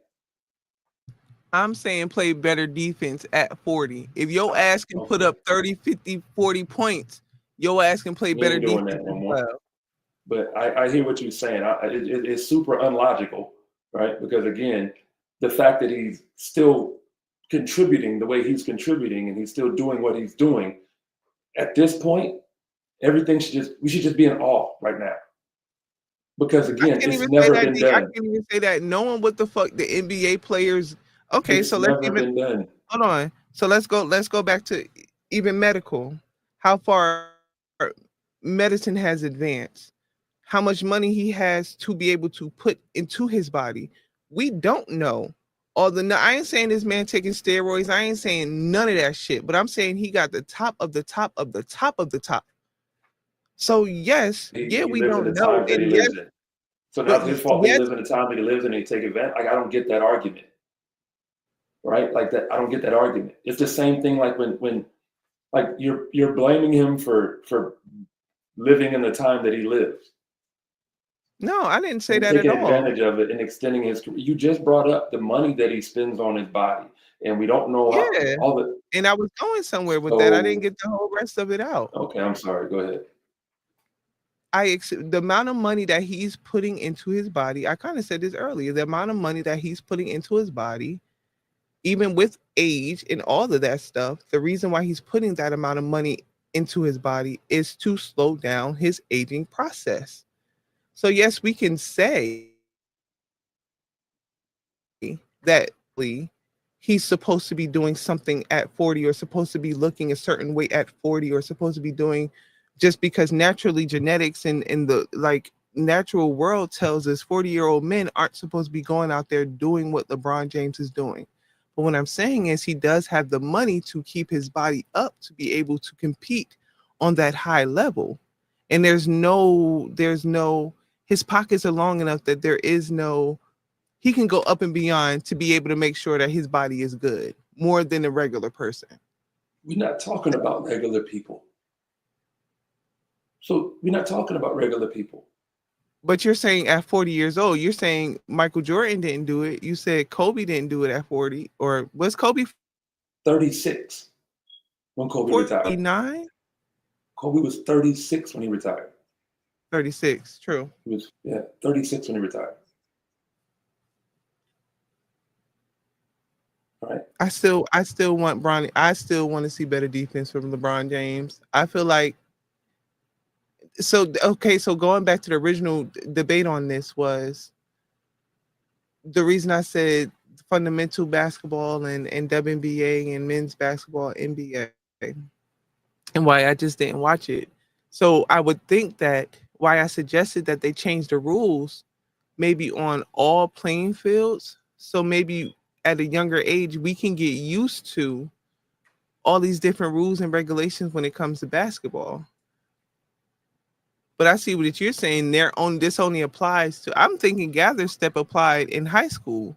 I'm thinking gather step in applied in college sports, especially on the men's side. Because I was watching a clip. Somebody did this in high school, and I'm like, "That's a travel." They're like, "No, that's a gather step."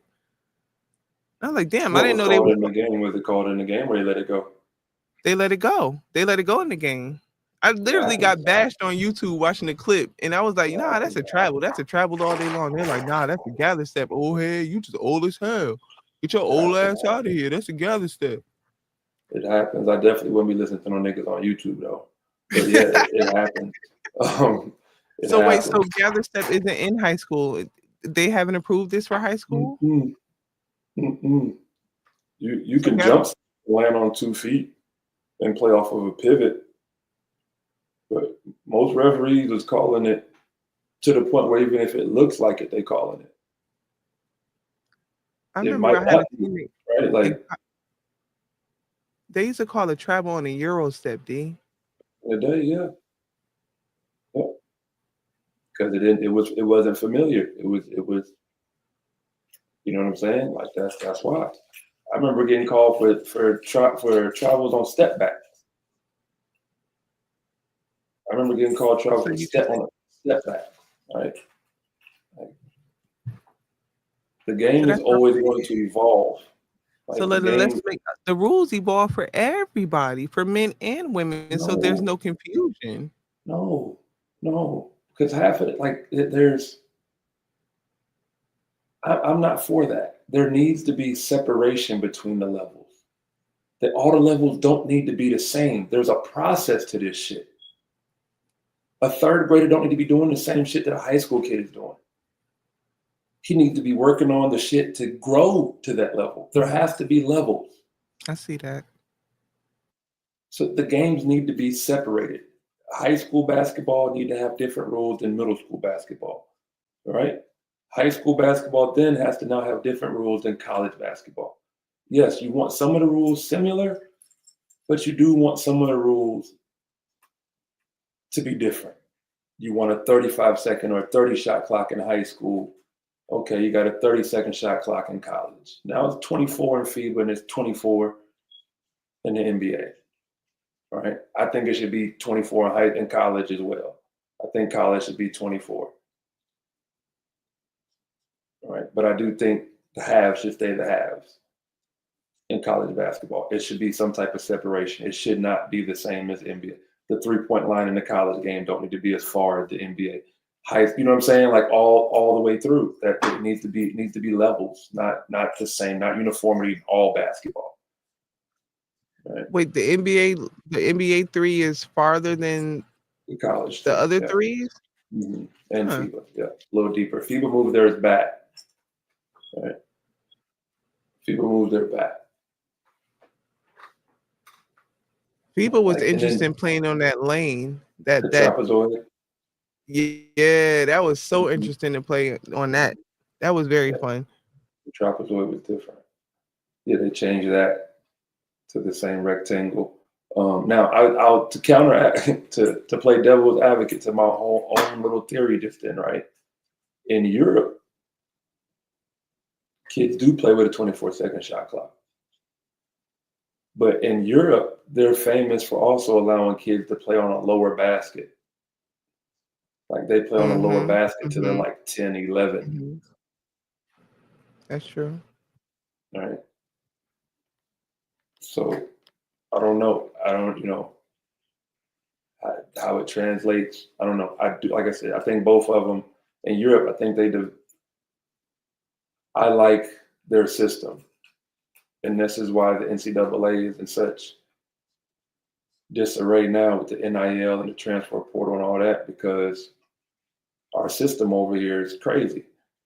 The NBA and the NFL have used the NCAA as their farm league for free for all these years. Where in Europe, right, basketball, soccer, doesn't matter. They have a club. Real Madrid has their professional team. They have a sub-25 team. They have a sub-21, sub-18, 17, 16, 15, 14, 13, all the way down. All right. Even VP in Brazil, she left the house at 12. And they sent her to the school where they send the national team players, the young national team players. And that's how she ended up getting over. For the national team? Huh? Vanessa played professionally as a 12-year-old. Her pay to go to school. They paid for her school. She moved out of her house. She moved away from her mom at 12 to go to a basketball academy. Yep. It's set up different. Wow, yo. It's set up different. Yeah, it is. Because we was playing with kids. We shouldn't have was overseas playing with kids, high school kids. When I was overseas, every team I played on, we had a 15, 16-year-old dude on our team. Every team I played on. He practiced with us. He go to school. We have early practice. Some days he miss it, but most of the time he's there. That's excused from school. Full fact. We come practice. Right. So things are different over there. But baseball has the best farm system out of any sport here in the United States, and they pay for it. All the teams have clubs on all the levels. The NBA is trying to get there. But that's what it's supposed to be. The NBA team is supposed to have a G League team. They're supposed to have a college team. They're supposed to have a high school level team. They're supposed to go all the way down. And you're supposed to be in that system early. And it doesn't mean that you're going to go through the system and just play for the Bulls, but you know what I'm saying? The NBA know who you know what I'm saying? That's how it's supposed to work. They've been doing it for free with the NCAA for all these years. NFL but and then NBA.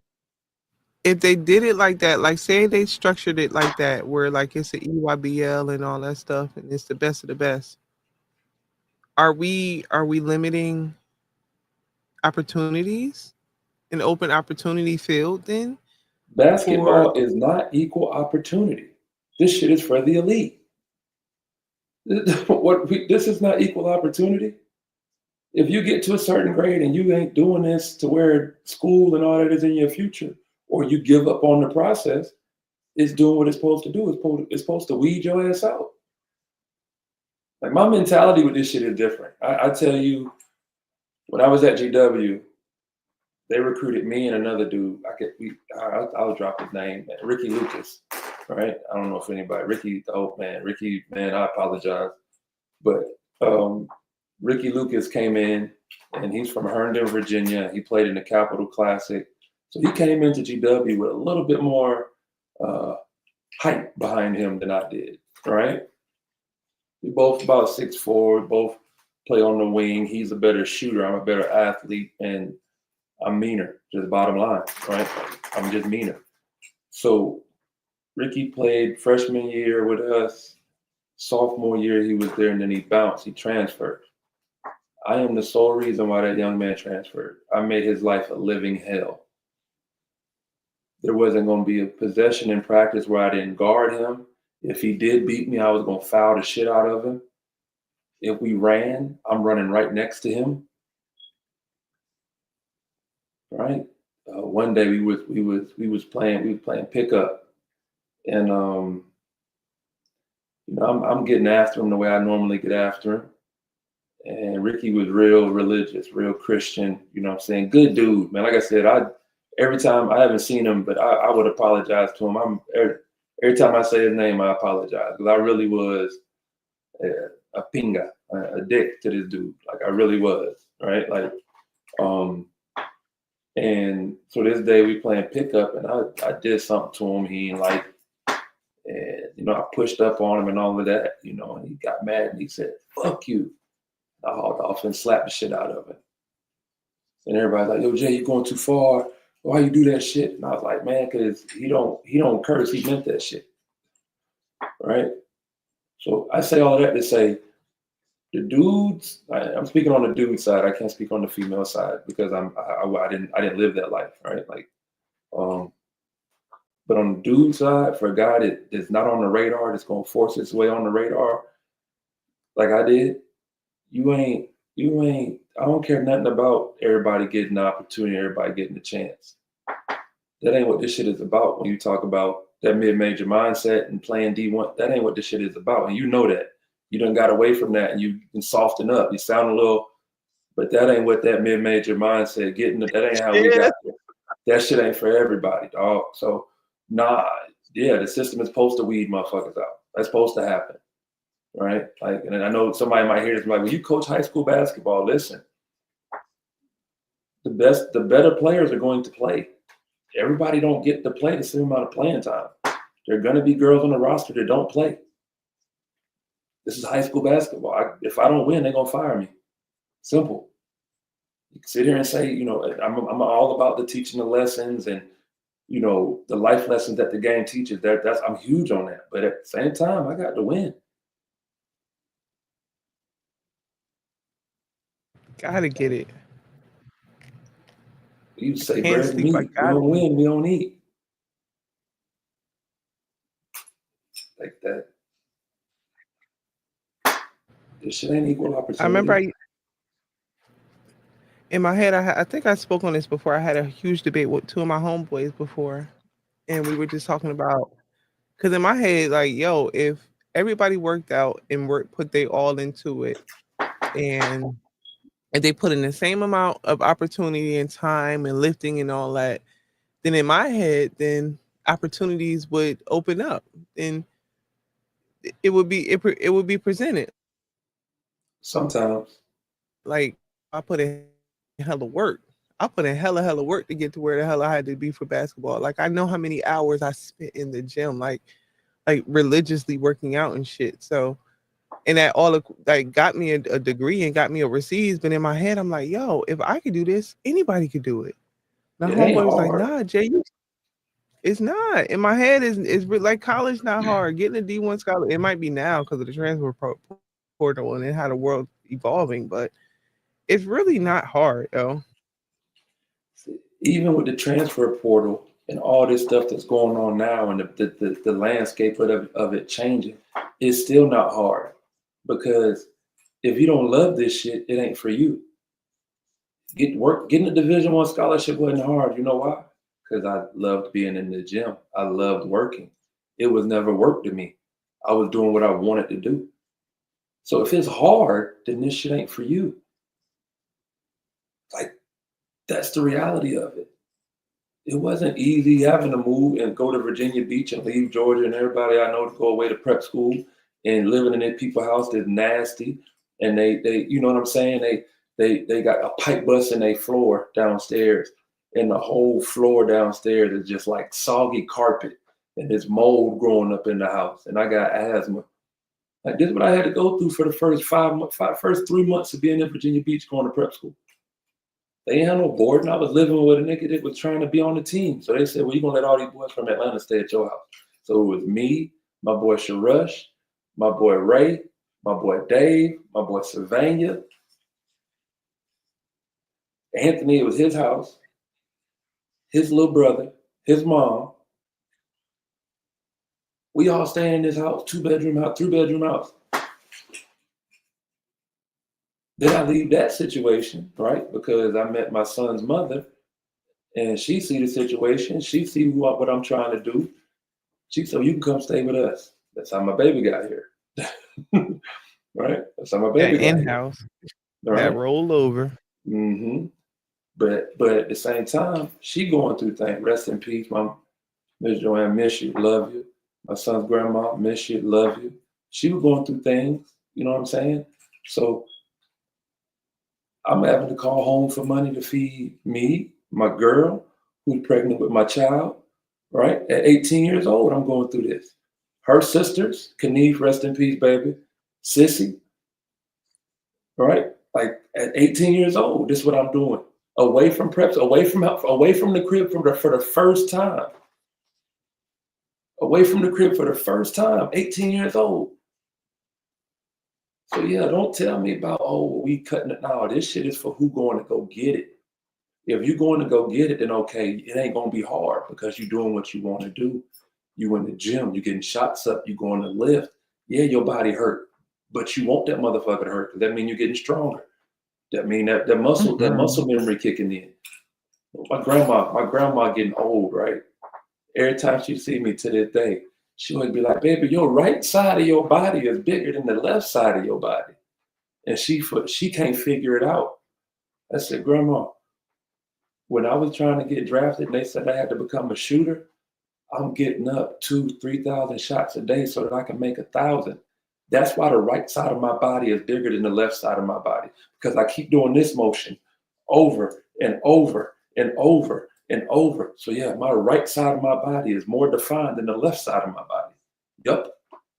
See, if you can't tell me no shit like that, then you really not working hard enough to do the shit that I do. So I really don't care about your opinion too much.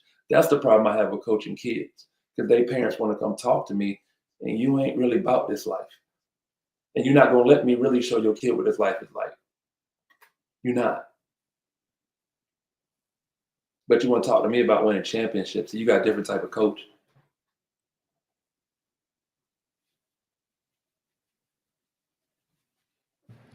Coach, I got a beef with coaches that ain't do shit, but they out here coaching these people kids. These motherfuckers ain't go to JUCO, or went JUCO. Right. Right. But they out here coaching these people kids, coaching them all the wrong shit. And then okay, so coach, where we lead the conversation, I see these trainers teaching these kids how to gather set, teaching these kids how to do that double step back shit. As kids, as middle schoolers, especially on the boys' side. So that's what I'm saying. Like, why not just change the rules so everybody could get it and everybody be teaching them fucking basketball that young then, because them damn people that's teaching them ain't never really hooped. ain't never really played nowhere, ain't never really had an experience having to sit on the bench because politics and you really, really good, or having to get into that gym to prove yourself to them. Not at no damn LA Fitness. I don't necessarily think you have to be a great basketball player to be a good coach. And Right. that's my pet peeve. Like, these coaches be getting these jobs. You went out, so I thought you were done. I'm sorry.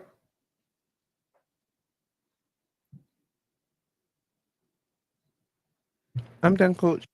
I couldn't hear. Yeah, I couldn't hear you for a little portion of like the last maybe 30 seconds. I couldn't hear what you said.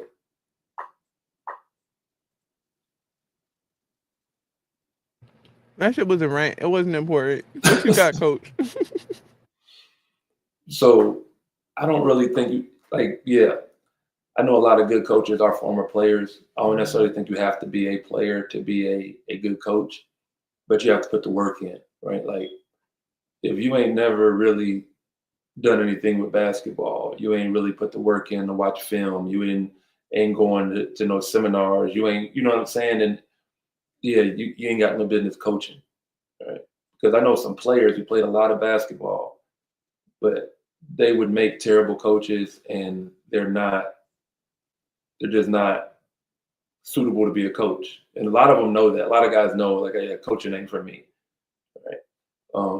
But then you got guys that really like I live this shit, right? Basketball is every day for me. It's not a day off ever. Like, there's never been too many days off from basketball in the 41 years that I've been on this planet, right? You know, the first couple of years, yeah, because I couldn't walk, talk, hold a ball, couldn't walk. But after that, there's basketball involved.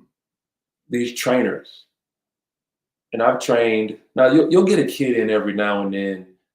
You know what I'm saying? It's just like, man, I just want to, this kid is so talented. He's so driven. He's so passionate about it. Okay, we just gonna get in here we're going to start working on his bag, right? He can do that. Cool. But for the most part, these trainers be setting these kids up for failure. Because they put them through these workouts where they're dribbling the ball, dribble, dribble, dribble, dribble, dribble, dribble, dribble, dribble, all these dribbles in one spot, dribble, dribble, dribble, dribble, dribble. And then if they're in the second to the 8th grade, everybody's playing zone. So you're not gonna get the opportunity. What, you gonna stand on top of the 2-3 and just dribble, dribble, dribble, dribble, dribble while they all five just stand there and look at you? Right? Look at you and get it. What is it? 5-second call? 3 seconds? What is it? I mean, they just like they're not prepared. A lot of these trainers, and Gil addressed this. He said a lot of these trainers, even guys that played, right? Because you're running to this, right? Like a guy who played the 5 his whole career, and he was traditional big, and now he's a player development trainer. So all the shit you're teaching these kids, when you played, you never did that shit. You're 6'10" and you played in college around the time that I was in school. So we're talking early 2000s up to about 2015. You were a traditional big, back to the basket, drop step, up and under, that paint. mic and drill, right? And ain't knocking that. But now you're teaching kids how to cross tween. When the fuck did you do that? When you played. So now what you're doing is you're showing kids things that you started doing after you played that you never used in the game, that you don't really know how to use in an effective way. And you're a trainer, though. I'm not knocking your hustle. I'm just being 100, right? And I'm not knocking anybody's hustle. Just being 100. You didn't do any of that shit when you played. I teach kids basic shit, footwork. Let me show you how to play off 2 feet, young fella. Do you really even know what playing off 2 feet mean? You know, they don't mean just coming to a jump stop, right? That means when you stop, you can go left, right, and your left foot is the first foot. So now you can pivot 100,000 different ways, damn near. Let me teach you this real quick.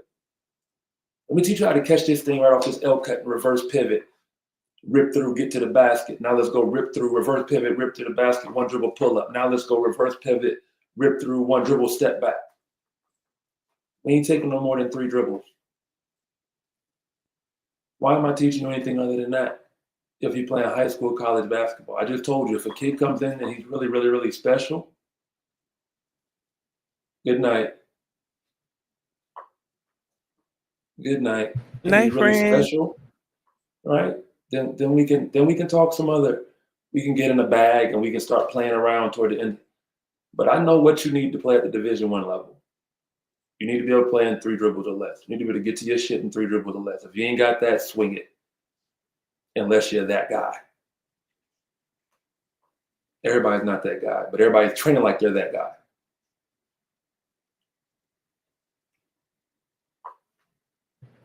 Speaking of trending, do you believe in social media and for younger student athletes? Do you believe Yeah, in allowing your student athletes to develop their social media absolutely.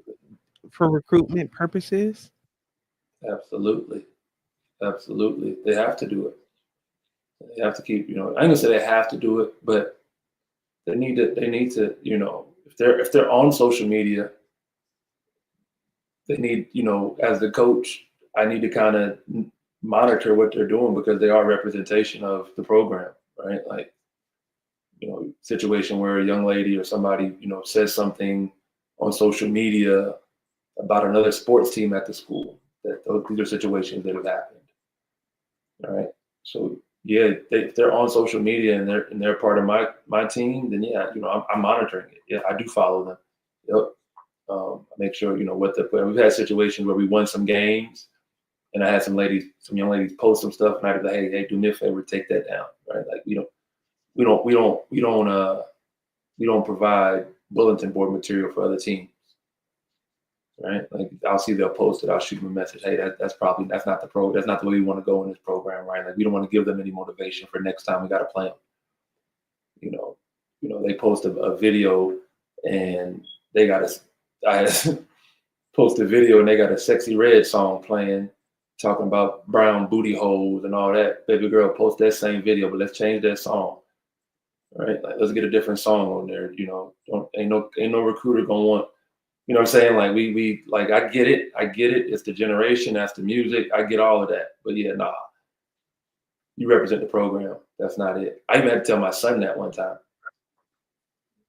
You know what I'm saying? Like you playing ball at a university and you represent this university and you put a song up there where they bitches and hoes and fucking and sucking, dog. You go to a Christian school, get that shit off of there. You know what I'm saying? Like can't have that on there. That's a full. You know, you know what I I mean? hated Like that as an athlete. I couldn't understand that. I despise that we had to be so uniform. I despise that we it was not okay for us to be individuals or to like show our own little personalities in such a way. But I understood what they were doing. Like we representing this school, we got this across our chest. Like they paying your about education. Like I get just be 100%. Now this goes into NIL deals, which NIL deal turn into sponsorships once you graduate, once you evolve in your business. So you still have to abide even now. Like as much as I want to be as free as I want to be, like with my own business, my own media company, and I want to say what I want to say. The reality is, if we need sponsorships and partnership deals for this podcast, we have to conduct ourselves a certain way. We have to speak a certain way. that. So yeah, I think it's it's gotten. hard because I'm listening, Coach. No, it's your turn. Go ahead. I would just say for me, it's so hard because I've always been a rebel. The fucking Renegade. That's my favorite song by Jay Z and Eminem. Renegade. Because I'm going to speak my mind. If I don't, if it doesn't look right, if it doesn't feel right, I'm gonna have to speak my mind on that. And that lands me, like you said earlier, that lands me standing alone often without the bag, being fired often. But yeah, you were saying, Coach. Yeah, it's gotten better, right? Because 20 years ago, we wouldn't like the way we talk, right? Like cussing, and it's acceptable, right? Like especially in this platform, right? Like it wouldn't be. Imagine if Coach K had a podcast back in the day when he was at Duke, when Duke was at his highest part. He was on a podcast cussing and carrying on. But now today it wouldn't be an issue. Right? You got Matt Barnes and Steven Jackson over there at all the smoke, smoking on camera, talking. And these guys work on ESPN, right? You got, even now, like, right, my dad, I remember when I first got my first tattoo, my dad was like, oh, well, what if you want to get into this and that? Now tattoos are normal. Everybody got tattoos, right? Like it's a common thing. So it's really about finding those people that accept you for who you are and to rock with you rock with us for who we are. I think, like for me, like I don't mind playing the game because I think the game has to be played. I don't want them to know all my cards. I don't want certain people to know everything. Yeah, there's going to be this on this web, on this one, and this on this one. I think I'm even going to get even more, not secretive, but just about who I allow to follow certain social media things, right? Like, I think I'm going to do a purge on my Facebook, you know what I mean, and clean that up. I don't want everybody being able to follow me on Facebook. I don't know that I want parents of the girls that I coach to follow me on Facebook. Y'all get the Instagram and stuff I put on IG. Facebook might be too intimate for y'all. I get to really be who I am on Facebook, right? And I think that keeping that line clear, is what I want to do. I think that, so I don't mind it. I think that's the way the world should be. I think we can't have all our cards out there for everybody to see. I don't think that's a good thing to do anymore. Because people going to take anything and use it. Like I told you, I had a spat with a dude, and all the shit I said to him, in confidentiality, he now regurgitating, throwing up me, trying to make me feel bad about some shit that I told you. I told you that, nigga. So it's not news to me, but I think It's not news to me. like, you know what I mean? Like some of the shit he said is like, I guess to somebody who wasn't, I guess somebody who was weaker, it might hurt him, but I'm laughing at you. Like me and my sons are sitting here in a circle, passing the phone around, taking turns saying things. I'm giving them ammo to shoot shit off at you. They don't even know what's going on. Like I do this, I tell you, man, I do this shit. Maybe it might get back there. I don't know, but when me and my daughter's mother are going, most of the time, she's not even talking to me. She's not texting with me because we don't communicate well. So normally when she's texting with Vanessa, she's not texting with me. Like, I don't take people that serious. You can't. Wait, so VP speaks, like, if there's communication for you guys through VP? Man, so like what it'll be is like I'll send her a message, or she'll send me a message. And if I don't like the way that shit read, I'm not responding. I'll just get a phone to Vanessa. And Vanessa will respond as me. Because she is the softer side of Sears. She is, yes. It's not only that, it's just that, like, again, like I don't have time for the bullshit. Right? Like if I hit you with something and, hey, can I get my daughter? And you, oh, well, shit, blase, blase, blase. Hey, man, I ain't got time to deal with this shit. Here you go. Navigate that so I can get baby girl. I ain't got time for it. I just want my daughter. So I'm going to let the calmer person handle it. She is calmer. That's just how I handle that shit, right? Like my homeboy, like I said, my bad, he's no longer my homeboy. We were going back and forth the other night. Yeah, fuck this. Here you go, baby. Hey, that nigga lame in hell. Go ahead. What you gonna say to him? We laugh about that shit. Give it back to me. He respond. Hey, look what the nigga said. All right, baby, here, your turn. That's what we were doing. Oh, so coach, for your And one of Facebook my page, sons is like, "Well, pull up." You know what I'm saying? he ain't Like, never gonna do that. mm,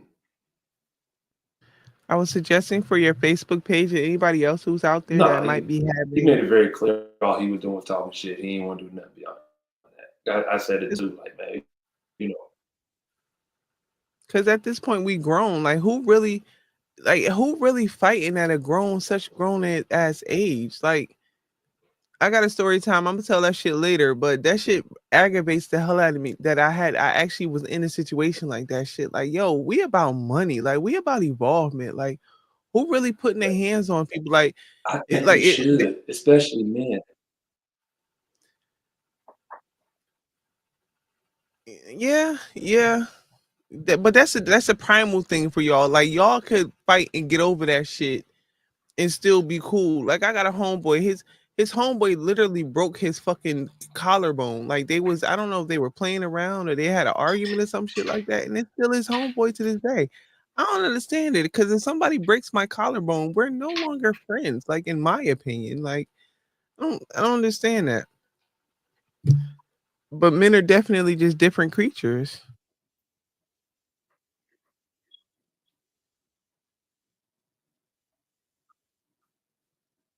I believe, yeah. Um, I, I think that if men got back to fighting just a little bit more, right? And I'm talking about clean fight. Somebody get somebody hit the ground. The fight is over. Get up, dust yourself off, shake hands. You know what I'm saying, and go your opposite direction. I believe that would be so much better if we got back to that just a little bit. It should be a situation where two dudes going down the street and something happened, they got issues, and they say, "Hey man, dog, let's do this right now. Let's do it right now. I ain't calling the police. You ain't calling the police. When shit is over, we shake hands and go our opposite way." That would make the motherfucking world so much better. Because you know what's going to really happen is a lot of dudes that talk tough when it come down to really, they can be like, "Nah, man, I'm good. Why don't we just, talk it out, squash it out?" But this thing right here, people get tough. People get tough behind the keyboard and the phone. That make us soft as hell. It's hell. It make us so soft. I done lost fights. I done won fights. So it makes situations better when done correctly. When done correctly. Now put me in a ring for a profit, and we can make some money off of this. I'm for it. If there's money to be made, I am there for it. Jada We can J, do a there. celebrity. I'm here. You can't hear me? Hey, hey. You're no?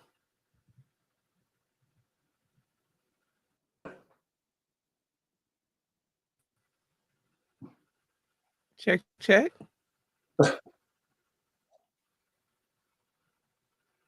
No bueno. Check, check. There's a big delay. There's a delay. It's a huge delay. Hmm. I was going somewhere with that. Coach, you want to just go ahead on and wrap it up? It is definitely 2 o'clock in the morning. I know you got to be up early in There's the a huge morning, lag. and my technology's starting to mess up now. Yeah, yeah. All right. Well, yeah, man. Again, another great episode. Um, I mean, we sit here and have almost 2 hours of good conversation every time. It was good catching up. Next time we get on, we'll get back to covering the W and having more of our normal format to the show. We want to thank everybody who stopped through. Um, Man, do us a favor, please, and follow us on the YouTube channel. Mid-Major Mindset, the YouTube channel. Jada Jae gonna give you all the other places we are, but I really want y'all to follow us on the YouTube. Again, you bring 2 people. You came this time, bring 1 person with you next time, and next time have that person bring at least 1 more person. And let's grow this thing out so we can, see what it turns into. Jada Jae, I appreciate you. I appreciate you, Coach. I know I'm lagging over here, so I'm gonna keep it short. Y'all go like, share, and follow. Just hit us up. Appreciate y'all. We're gonna be here. Distribution gonna be sharper. I'm working on it on back end, guys. I got us. Let's go. Watch the movement. Deuces.